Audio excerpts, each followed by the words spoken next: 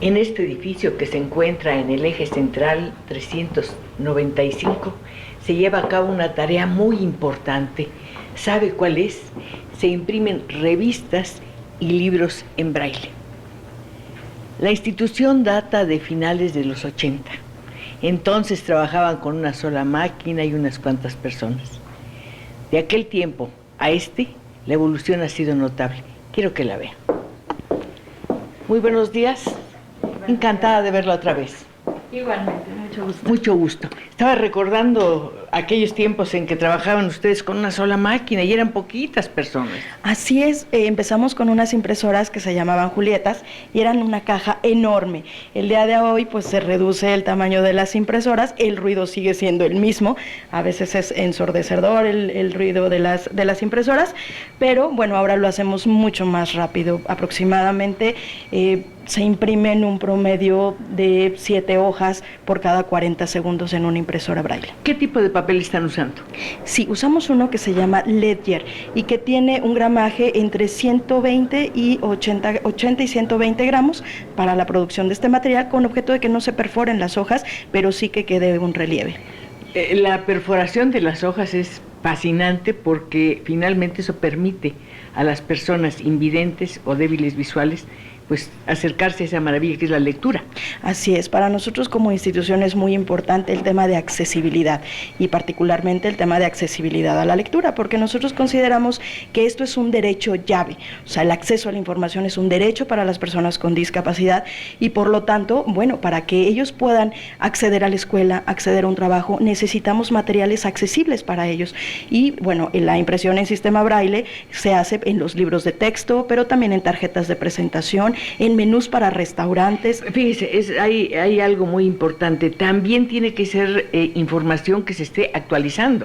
Así es, sí, en el caso de los menús para restaurantes, pues tienen que hacer la actualización de los precios y en ese sentido cada 6 meses regresan con nosotros a hacerla. Pero me refería yo a una actualización mucho más importante que es la científica, por ejemplo. Ok, eso es muy importante porque hay una signografía para matemáticas, para música, todo el tema de ciencias es un tanto complejo en el proceso de producción braille y bueno, nosotros decimos que la producción braille es como la cerecita del pastel, pero antes hay todo un proceso de adaptación de materiales, adaptaciones curriculares que se hacen para que las personas con discapacidad lo puedan trabajar. Me gustaría que me lo explicara un poquito más lentamente porque es algo que no conocemos y quiero que lo conozcamos para que lo valoremos más.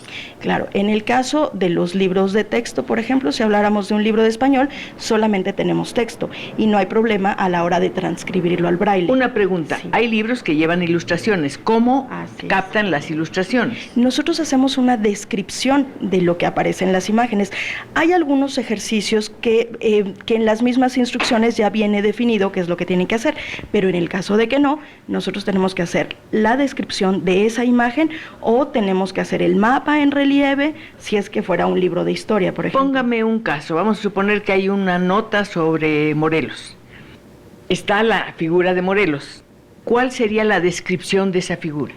Tendríamos que hablar cómo es la complexión de esa persona, cuál es el color de su piel, cuáles son las características que le definen. El paliacate es muy importante. Así es, cuál es el fondo que existe de esa imagen, más o menos de qué tamaño es la ilustración que aparece en el libro de texto. La ilustración vamos a suponer que no es de una persona, sino de un paisaje. ¿Cómo describiría, por ejemplo, un paisaje de montaña? Ok, nosotros podríamos decir que hay una sierra y que debajo de la sierra quizá hay un lago y en el lago se encuentran algunas personas. No describimos colores, solamente como el contexto de la imagen. Sé que en los libros de texto hay un glosario, un glosario que tiene que ver con el material que los jóvenes están estudiando, pero ¿es eso suficiente? ¿No sería necesario que tuvieran un diccionario? Por supuesto que sería necesario. Nosotros siempre hemos dicho que las personas con alguna discapacidad visual tienen complicaciones a la hora de redactar y a la hora de escribir, porque visualmente no saben cómo se escriben las palabras. Entonces, si ellos solamente se guían por el sentido del oído, pues lo van a escribir como les suena. Por eso, el tener un diccionario sería un referente muy importante para que ellos aprendieran cómo se escriben las palabras. Uno se pregunta, bueno, ¿El alfabeto en braille es igual que el que usamos las demás personas? Sí, cuando se creó el sistema braille se pensó en 64 combinaciones posibles, lo que nos da las letras del alfabeto más una cantidad de signos para la escritura. ¿Cuántos puntos lleva una letra, por ejemplo? A ver, hay un signo generador que son 6 puntos y a partir de la combinación de esos 6 puntos se hace el alfabeto. La letra A, por ejemplo, es el punto 1, la letra B es el 1-2, la letra C es el 1-4 y entonces con todas estas combinaciones podemos hacer el alfabeto braille.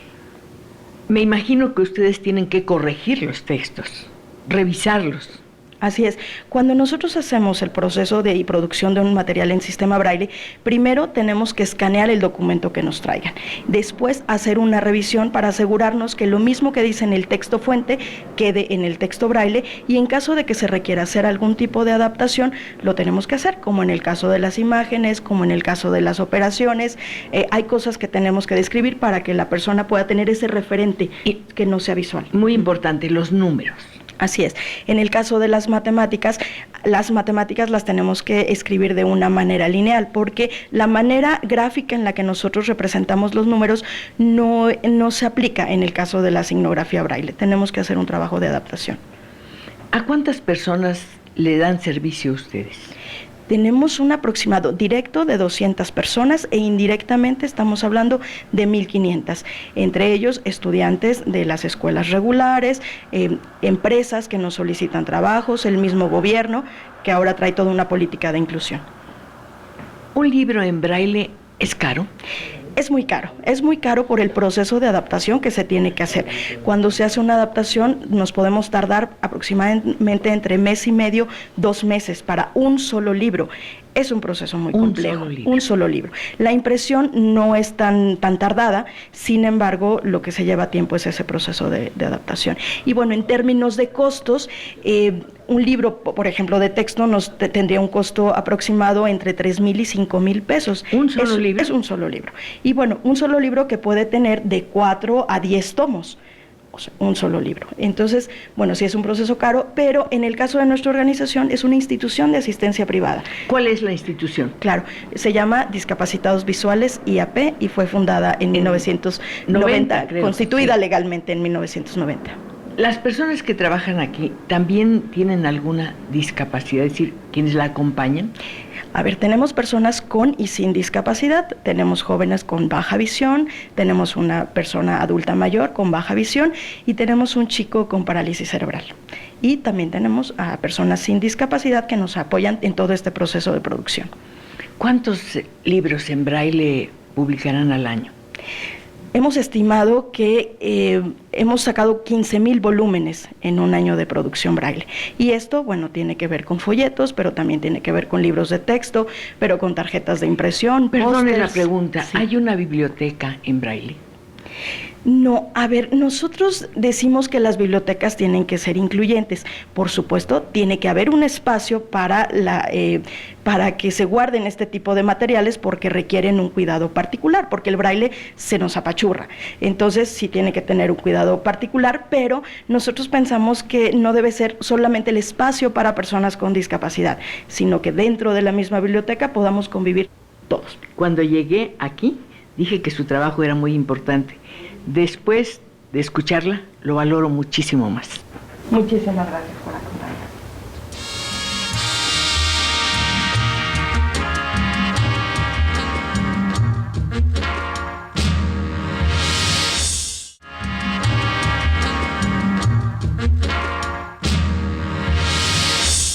En esta institución, además de imprimirse libros y revistas en braille, se hace una tarea muy especial.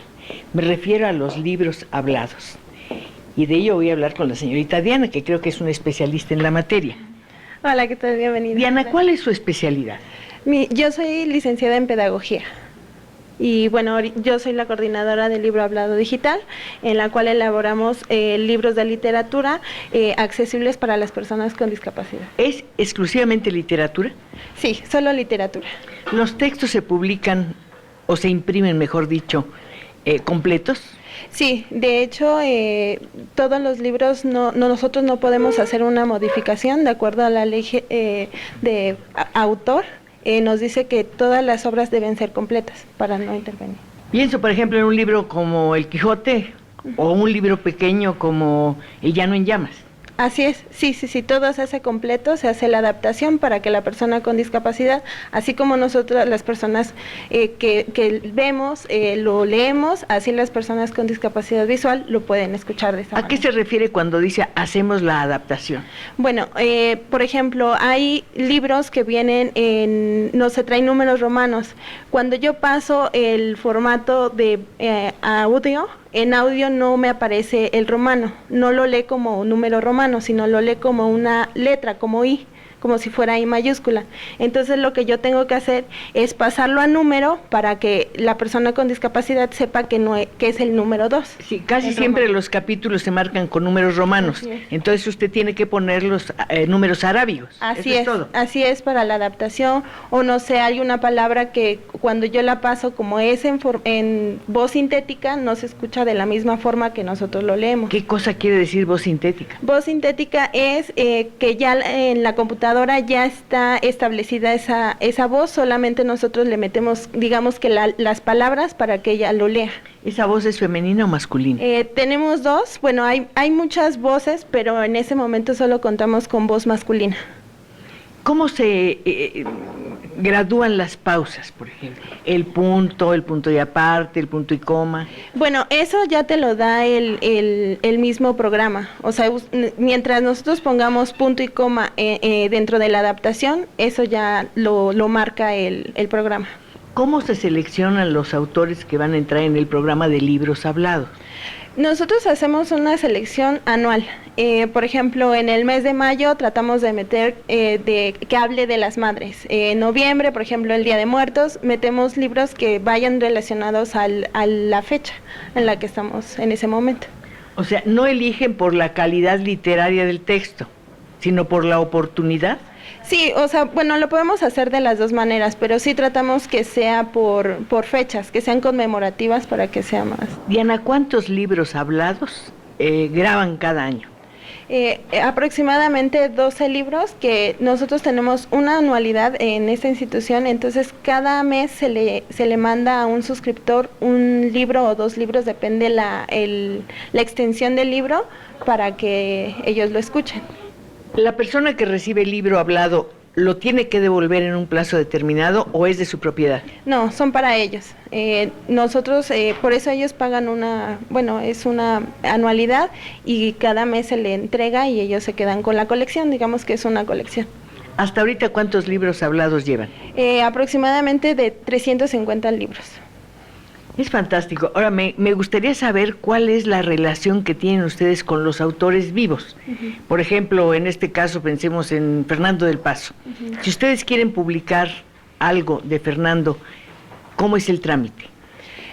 Bueno, nosotros no hablamos directamente con el autor. Lo que nosotros hacemos es escogemos la obra y como nosotros estamos amparados bajo el artículo 44 de la Ley Federal de Autor, donde dice que cualquier reproducción, siempre y cuando no sea de lucro, nosotros lo podemos hacer sin problema. Entonces, por eso es que nosotros no hablamos directamente con el autor. O sea, los escritores colaboran de esta manera con la institución. No cobran derechos de autor. Así es. Bueno, como está dentro del reglamento, pues no tendría como por qué decirnos que no se hiciera su obra. Claro. Los libros los libros hablados tienen una caja, una pasta. ¿Cómo se presentan? Sí, bueno, nosotros utilizamos una dona, que es la donde marca el título y tiene que estar en braille para que la persona con discapacidad, en cuanto a su colección, esa sería la portada, digamos. Así es, esa es la portada y se les da en un sobre y se les manda vía postal para que les llegue directo a su casa y no tengan que trasladarse aquí. ¿Puedo escuchar algo? Sí, claro. De Gabriel García Márquez. Prólogo. José Manuel Caballero Bonal. Cuando leí El Coronel no tiene quien le escriba, tuve la sensación de reconocer el pueblo y nominado en que se desarrolla la acción de la novela, cuya primera edición en la colombiana revista Mito data de 1958. El caso es que, no mucho después de esa lectura, cuando yo vivía en Bogotá, realicé una travesía por el río Magdalena en un vapor propulsado por ruedas de paletas desde Barranquilla. Eso es importante. Quiero preguntarle algo. El lector hace pausas largas en un momento determinado. ¿Por qué? Bueno, ya ese es el programa el que va marcando un poco las pautas. Aunque nosotros lo hagamos otras, digamos, de las que vienen en el libro, nosotros lo tenemos de forma lenta. Una parte del programa que nos va diciendo la velocidad de la lectura. Entonces, ¿qué velocidad tiene? Mínima y máxima. Sí, esta es la media, porque hay personas que, por ejemplo, les gusta leer muy rápido, que se escucha muy rápido, y hay otras que lento. Entonces, como va dirigido para muchas personas, nosotros lo que hacemos es ponerlo en velocidad media. ¿Hay libros infantiles en esta serie? Sí, nosotros trabajamos desde niños hasta personas mayores. Fíjense qué maravilla que una persona simplemente de oír un texto pueda imaginarse el mundo entero. De verdad, qué maravilla.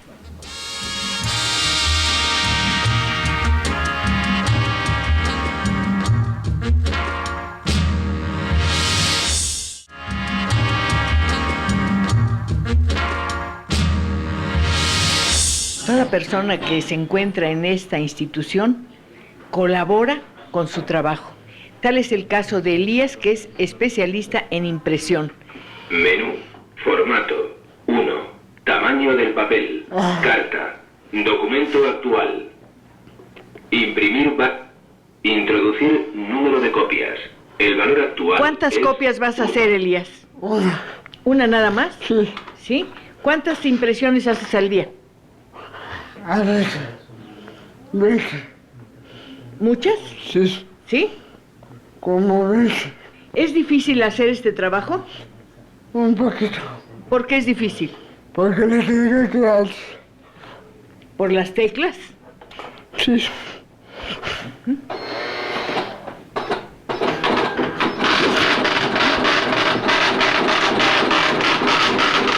Y sabes que, Elías, también es muy fuerte el ruido de la máquina, ¿no? Sí. ¿No te molesta? Te voy a dejar que sigas imprimiendo para ir a conocer a tus compañeras, ¿de acuerdo? Sí. Muchas gracias. De acuerdo.